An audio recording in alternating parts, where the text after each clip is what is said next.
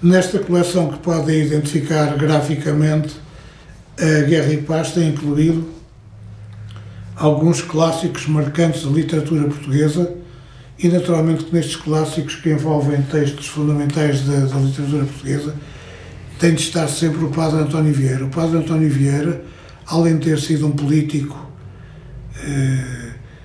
e um homem do clero, um homem ativo do clero, foi também um notável diplomata depois de 1640, com Dom João IV no trono, e este sermão de Santo António aos Peixes, que foi pregado 3 dias antes de o autor embarcar ocultamente para o reino em busca de um remédio para a salvação dos índios, que muito o preocupava, é um dos seus grandes textos. É um texto que tem uma componente teológica, uma forte componente política e que nos mostra o Padre António Vieira como criador de uma linguagem e de uma língua aperfeiçoada que ainda hoje dá solidez, uma solidez fundamental à língua portuguesa, tal como ele a tratou. Nos últimos anos de vida, o Padre António Vieira, que era natural do Brasil, regressou ao Brasil e ali deu a expressão final aos seus sermões, que pregou durante muitos anos nos púlpitos, mas deu-lhes forma literária e final, e este é sem dúvida um dos seus grandes textos, que se lê com prazer e com o gosto da descoberta, descobrindo alguém que tratou a língua portuguesa de uma forma superior e soberana, mostrando-nos tudo aquilo que temos a aprender com quem escreve a língua, com o rigor, a qualidade e a excelência que ela sempre merece. Um livro para ler e lê-se com gosto, porque é um texto relativamente curto e excepcionalmente bem escrito. Com a chancela também da Guerra e Paz, temos um livro que se chama As Aves Não Têm Céu. O autor é Ricardo Fonseca Mota e foi distinguido por este livro com o Prémio Revelação Agostina Bessa Luís em 2015.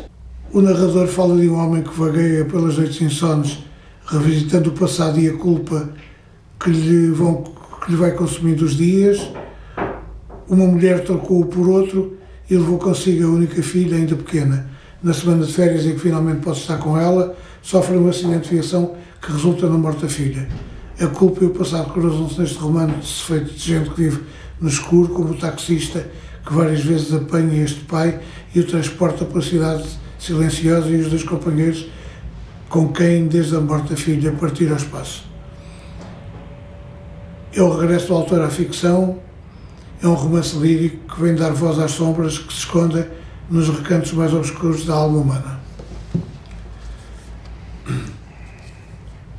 Com a assinatura de um dos grandes nomes da escrita e do pensamento no século XX, este livro, Os Direitos do Homem, criado por H.G. Wells, é um livro fundamental sobre os direitos do homem.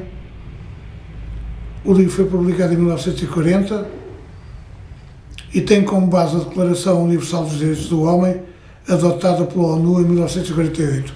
É um livro fundamental e muito bem escrito sobre os direitos humanos, que são essenciais e que, não sendo respeitados e observados com o rigor e a exigência que devem caracterizar a nossa relação com eles, empobrecem a humanidade e a nossa vida todos os dias.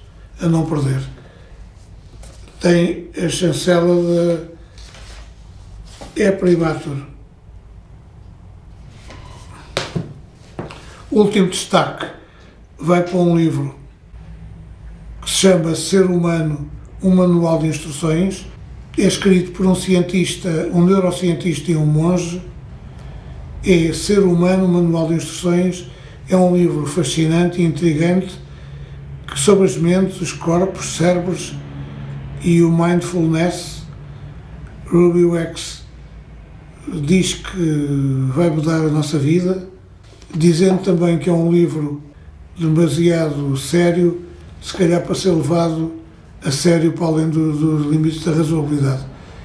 Um livro que responde a muitas questões relacionadas com a evolução, o pensamento, sexo, os vícios, o corpo, o espírito, as emoções, relacionamentos, filhos, futuro, etc.